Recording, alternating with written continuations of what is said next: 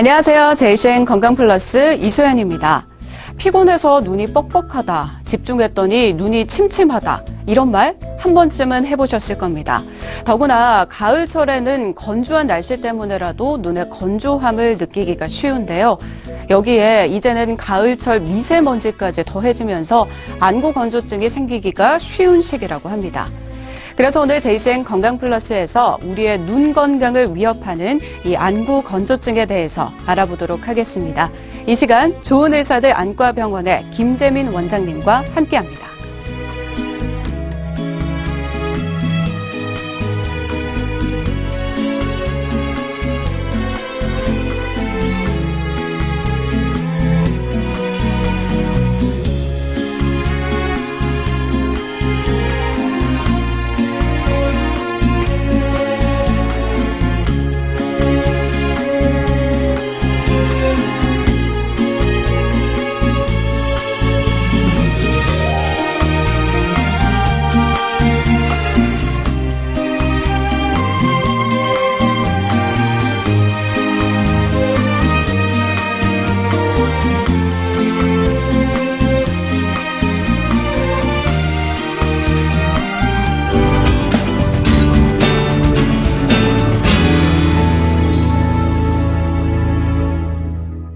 원장님, 도시 인구 중에 90%가 벌써 안구 건조증을 경험을 했다라는 조사가 있을 정도로 정말 많은 사람들이 안구 건조증을 경험을 했고 또 불편함을 느끼고 있는데요.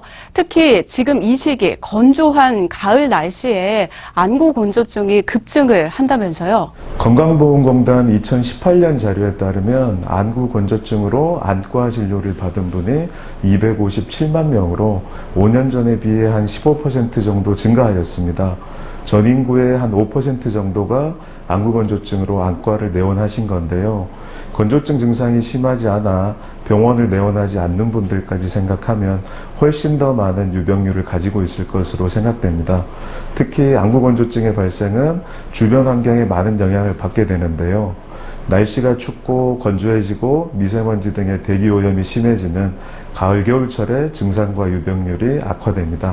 네, 전체 인구의 5%라고 한다면 정말 꽤 큰 수치인 것 같은데, 근데 많은 분들이 안구 건조증 하면 눈이 좀 뻑뻑해지는 증상 그 정도로만 알고 있거든요. 이 안구 건조증은 정확히 어떤 질환인 건가요? 네, 대부분의 환자분들이 단순히 눈물 분비가 안 되어서 안구가 건조해지는 질환으로 알고 계십니다. 그래서 부족한 눈물을 인공누액으로 보충하면 되는 질환으로 생각하시고요. 하지만 단순히 인공누액을 넣는 것만으로는 호전되지 않는 심한 안구 건조증 환자분들이 많아서 그를 설명하려는 새로운 개념들이 정립되고 있습니다. 이전의 단순한 눈물 분비량의 부족이라는 개념에서 안구 표면의 염증성 질환이라는 개념이 추가되었습니다. 안구 건조증도 일종의 염증병이라는 개념입니다. 최근에는 안구 표면의 염증성 질환이라는 개념에 더해서 눈물 구성 성분의 이상에 의한 눈물막의 항상성 상실로 설명하고 있습니다. 네, 단순히 눈물의 양이 줄어든 것이 아니라 이제는 염증이 생긴 걸로 보고 있는 거군요. 그렇다면 눈물막을 구성하는 이 세 가지 층에는 어떤 것들이 있죠? 가장 안쪽 층은 점액층으로 수성층이 고르게 펴지는 역할을 합니다. 중간층은 수성층으로 눈물층의 대부분을 형성하는데 눈을 촉촉하게 유지하고 이물질을 눈으로부터 제거하는 역할도 합니다. 가장 바깥층은 지방층으로 수성층의 증발을 막는 역할을 합니다. 네, 그러니까 방금 말씀하신 이 세 가지 층에 문제가 생기면 안구 건조증이 발생을 한다라는 건데, 그렇다면 이 눈물막에는 왜 문제가 생기는 걸까요? 가장 중요한 것으로 환경적인 요인 또는 생활 습관이 되겠습니다. 겨울철과 같은 건조하고 차가운 주변 환경이 영향을 미칠 수 있겠고요. 그리고 최근에는 미세먼지, 스마트폰, 컴퓨터 사용의 증가, 컨택트 렌즈의 과도한 사용, 수면 시간의 부족 등으로 인해서 이전에 비해 안구 건조증 환자가 급격히 증가하고 있습니다. 그 이외에 노화, 쇼그렌 증후군 같은 여러 류마티스 질환, 갑상선 질환, 갱년기 여성 내지는 임산부 같은 급격한 호르몬 변화, 다양한 약물과도 연관성이 있습니다. 네, 지금 안구 건조증을 유발할 수 있는 생활 습관들에 대해서 말씀을 해주셨는데 사실 뭐 컴퓨터 사용, 휴대폰 사용, 콘택트 렌즈 이거는 거의 뭐 제가 매일같이 하고 있는 거거든요. 아마 시청자분들께서도 저건 내가 매일 하는 건데 거기다가 많이 하는 건데 라고 느끼시는 분들 있을 겁니다. 그래서 그런지 저도 최근에 좀 눈이 뻑뻑하고 충혈도 좀 잘 되고요. 특히나 굉장히 시릴 때가 종종 있습니다. 이것도 안구 건조증의 증상일 수 있는 건가요? 네, 그럴 수 있습니다. 안구 건조증은 단순히 뻑뻑하고 피곤한 증상만 있을 수도 있지만 염증 동반 유무 및 정도에 따라서 이물감, 시림, 눈물 흘림 등의 염증 증상 내지는 시야 흐림, 눈부심 등의 시력 증상도 나타날 수 있습니다. 원장님, 사실 안구 건조증이라고 하면 그냥 약국에 가서 인공 누액을 구입해서 사용하고 말지 병원을 가봐야겠다 이렇게 생각하는 경우는 조금 드물거든요. 실제로 안구 건조증 때문에 병원을 찾으면 어떤 식의 검사가 이루어지나요? 사실 이전에는 안구 건조증을 평가할 수 있는 툴이 많지 않았습니다. 안과 진료실에 있는 세극등 현미경을 통해 눈물막 파괴 시간, 염증 유무, 눈물 분비량 검사 정도를 하는 것이었는데요. 하지만 요즘에는 여러 검사법들이 좀 생겨 더 정확하고 세부적인 진단을 할 수 있게 되었습니다. 먼저 OSDI, 스피드 테스트라고 하는 증상 설문지로 환자가 느끼는 안구 건조증의 증상 정도를 체크하고 얼마나 적극적인 치료를 하게 될지 판단하게 됩니다. 그리고 MMP9이라고 하는 검사를 통해 염증 유무를 객관적으로 판단하게 됩니다.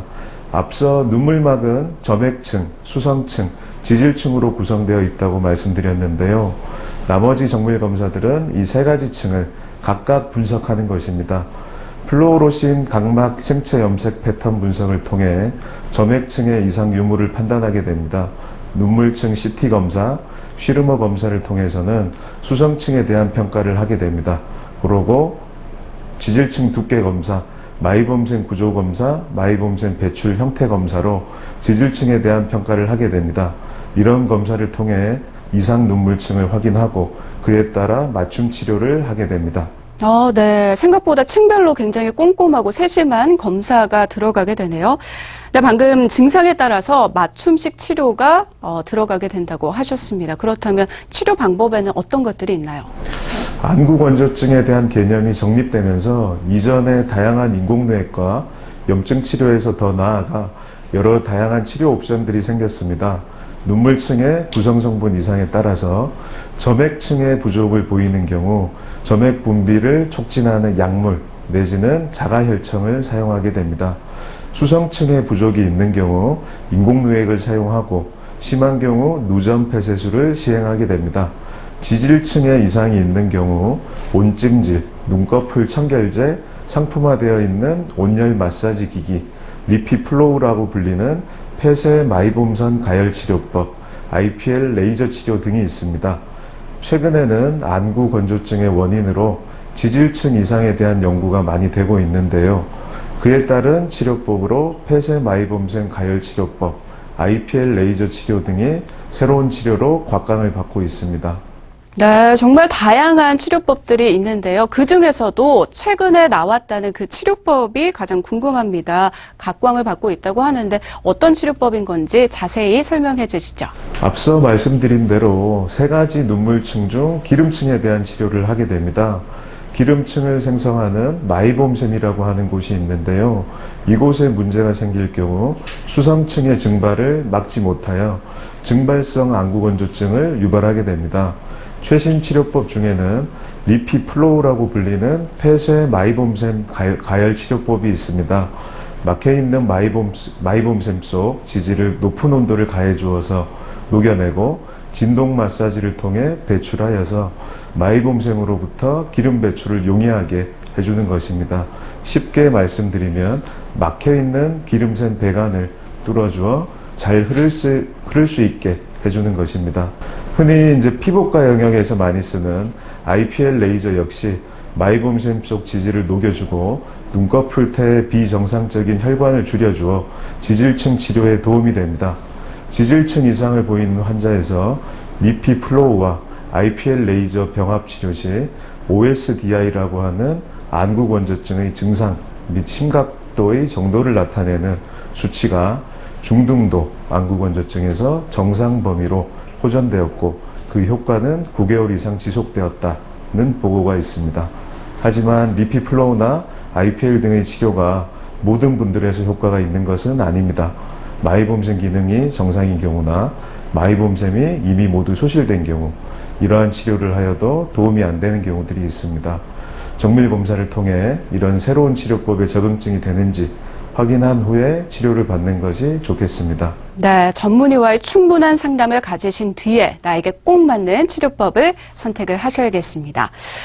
그런데 원장님, 물론 사람마다 조금씩 차이는 있겠지만 보통 치료 기간은 어느 정도가 소요가 되죠? 보통 리피플로우와 IPL 병합 치료를 하는 경우 리피플로우 치료를 하고 추가 IPL 치료를 1, 2주 간격 3회가량 하게 되어서 치료 기간은 대략 한두 달 정도가 되고 약 대여섯 번 정도의 내원이 필요하게 됩니다. 네, 안구 건조증의 진단과 치료법까지 알아봤는데요. 지금부터는 치료 사례를 좀 보면서 자세히 더 알아보도록 하겠습니다. 오래전부터 시작된 건조감, 이물감, 시린 증상으로 내원하신 39세 여자 환자분으로 타병원에서 장기간 인공누액과 염증약을 처방받아 사용하였으나 호전 없어 본원 내원하셨습니다. 검진상 각막 중심부를 침범한 미란을 동반하여 심한 안구 건조증 양상을 보였습니다. 정밀검사상 상윤부 각결막염 소견이 있어 점액층 이상 소견 의심되었습니다. 수성층 검사상으로는 이상 소견 없었습니다. 지질층 검사상 지질층 두께가 감소되어 있었고 마이봄샘 구조는 정상이었습니다. 저분비성 폐쇄성 마이봄샘 기능장애와 점액층 이상 소견으로 리피플로우, IPL 레이저, 자가혈청, 염증 치료 시행 후 호전되어 피곤할 때 가끔씩 인공누액만 점안하면서 큰 불편 없이 지내고 계십니다. 네, 한 가지 치료법이 아니라 여러 가지 치료법을 병행을 해서 진행이 됐었군요. 자, 그럼 다음 사례를 보겠습니다. 이 사례는 어떤 경우였나요? 두 번째 사례입니다. 66세 여자 환자분으로 10년 전 류마티스 관절염으로 약물 치료하셨던 분입니다. 심한 안구 건조증으로 대학병원 안과에서 쇼그렌 증후군에 대한 검사를 하였으나 정상 소견이었던 분입니다. 검진상 각막 중심부를 침범한 심한 안구 건조증 양상 보였습니다. 정밀 검사상 점액층 이상 소견은 없었으며 눈물층 CT 검사상 정상 범위의 25%도 되지 않는 심한 수성층 부족 소견 관찰되었습니다. 지질층 검사상 지질층 두께가 감소되어 있었고 마이봄샘 구조는 정상이 없습니다. 저분비성 폐쇄성 마이봄샘 기능장애 및 심한 수성층 부족으로 리피플로우, IPL 레이저, 누전 폐쇄술, 염증 치료 시행 후에 많이 호전된 상태로 현재 인공누액만 자주 사용하면서 편히 지내고 계십니다. 안구 건조증이 급증을 하고 있는 만큼 그에 대한 궁금증들 굉장히 많으실 겁니다. 지금부터 하나씩 풀어보도록 하겠습니다. 자, 먼저 원장님, 안구 건조증은 불치병이다라는 말이 있습니다. 그만큼 근본적인 치료가 어렵다는 말인 것 같은데 이거 사실인가요? 어느 정도는 맞다고 생각합니다. 치료를 하여 이전비의 증상 호전은 많이 되었지만 주변 환경이나 생활 습관에 따라 증상이 다시 나타나는 경우들이 많기 때문입니다. 하지만 이전의 단순한 인공누액 점안과 염증 치료에서 벗어나 앞서 말씀드렸던 여러 가지 정밀 검사를 통해 개인별 안구 건조증의 원인을 찾아내고 그에 맞는 맞춤 치료를 할 수 있게 되었습니다. 그것을 통해 좀 더 지속적이고 근본적인 치료 효과를 기대해 볼 수 있게 되어 안구 건조증이 심한 분들은 적극적인 치료를 받으시길 권유드립니다. 네, 개인별 또 맞춤식 치료가 가능하다고는 하셨지만 사실 안구 건조증은 일시적으로 나타났다고 호전되는 경우도 굉장히 많잖아요.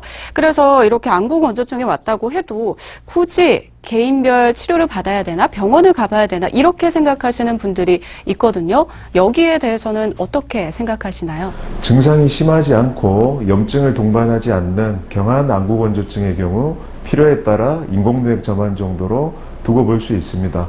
하지만 염증을 동반한 심한 안구건조증을 적절히 치료받지 않는 경우 드물게 각막 혼탁 등의 부작용으로 인해 영구적인 시력 후유증까지도 생길 수 있습니다.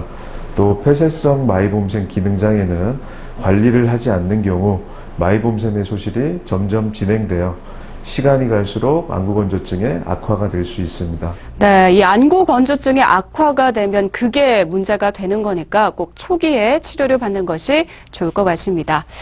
근데 혹시 안구건조증은 나이와 관련이 있을까요? 좀 더 잘 생기는 연령대라든지 취약한 연령대가 있나요? 나이가 들수록 안구건조증의 유병률은 증가하게 되는데요. 나이가 들수록 눈물 분비량이 감소하게 되기 때문입니다. 또 여성의 경우 폐경으로 인한 호르몬 변화가 건조증의 원인이 될 수 있습니다. 한편으로는 나이가 들면서 생기는 여러 다른 질환 때문에 먹고 있는 약들이 안구건조증의 원인이 될 수 있습니다. 드물게 먹는 약이 아니고 흔히 드시는 혈압약, 이뇨제, 부정맥약, 우울증약 등이 원인이 될 수 있습니다.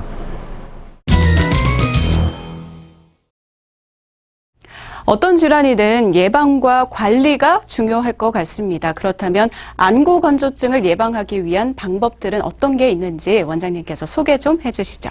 컴퓨터, TV, 핸드폰 등의 장시간 사용을 줄이는 것이 가장 중요하다고 생각합니다.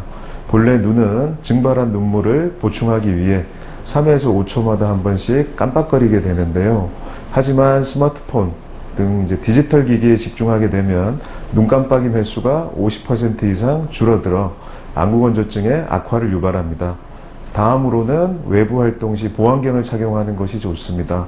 보안경이 미세먼지, 차가운 바람, 자외선 노출로 인한 자극 등을 줄여주기 때문에 안구건조증 관리에 도움이 됩니다. 또 주변 환경을 건조하지 않게 실내 습도를 40에서 60% 정도로 조절해주고 에어컨이나 온풍기를 눈 주위로 직접 쐬지 않는 것이 좋겠습니다. 소프트렌즈의 착용 역시 안구건조증을 유발하므로 과도한 사용은 피하는 것이 좋겠습니다. 비타민 A, 오메가3 등이 포함된 영양제 내지는 식품을 섭취하는 것도 도움이 되겠습니다. 눈물 구성 성분 중 지질층을 만들어내는 마이봄샘의 건강을 위해 평소 온찜질, 눈 마사지, 눈꺼풀 세정제 사용이 도움이 될 수 있겠습니다. 네, 그렇다면 시력 교정술을 받으신 분들을 위한 예방법도 따로 있을까요? 요새는 20, 30대에 벌써 시력 교정술을 받으신 분들이 굉장히 많잖아요. 수술 시에 평소 눈물 분비를 조절하는 각막 지각신경들이 손상을 입게 되어 눈물 분비가 적어지고 눈물막이 불안정해져 안구건조증 증상이 나타나게 됩니다. 이는 대부분 수술 초기 1, 2개월 동안 가장 심하게 느낄 수 있고 6개월에서 1년 후에 원래의 상태로 회복이 되지만 회복 기간에 컴퓨터, 스마트폰 등으로 눈이 쉽게 건조해질 수 있어 부족한 눈물을 보충해 주는 것이 좋습니다. 수술 전에 심한 안구건조증이 있다면 안구건조증을 치료한 후에 수술을 받으시는 것이 좋겠습니다. 라식에 비해서 각막 지각신경 손상이 적은 라섹 수술이 건조증 악화가 적어 안구건조증이 심한 분들은 라섹 수술을 고려하는 게 좋겠습니다. 네, 다음 질문입니다. 보통 눈 질환이 있으신 분들은 선글라스를 평소에도 많이 착용을 하시더라고요. 그러면 눈의 피로감이 조금 덜하다고 하는데 어떤가요? 실제로 안구 건조증에도 이게 효과가 있는 건가요? 네, 그렇습니다. 건조하고 차가운 바람, 실내 온풍기나 에어컨 바람이 안구건조증을 유발할 수 있기 때문에 이를 막아주는 보안경 착용은 건조증 증상 완화에 많은 도움을 줄 수 있습니다. 네, 알겠습니다. 원장님, 보통 건강하려면 운동을 하라고 하잖아요. 그렇다면은 안구 건조증을 지키고 내 눈 건강을 지키기 위한 눈 운동법 따로 있을까요? 의식적으로 눈을 자주 깜빡이는 것이 건조증 예방에 도움을 줄 수 있겠습니다. 앞서 말씀드린 대로 컴퓨터나 스마트폰 등의 집중이 요구되는 시각적 작업을 하는 경우 눈 깜빡임 횟수가 평소보다 절반 이하로 줄어들게 되어서 눈에 필요한 눈물막과 산소 영양분이 부족해져서 안구건조증을 유발할 수 있습니다. 그 이외에 손가락으로 눈 주위 뼈와 관자놀이를 2, 3분간 부드럽게 누르고 손바닥을 비벼 따뜻하게 하여 눈 위에 올리는 마사지법으로 눈의 피로를 줄일 수 있겠습니다.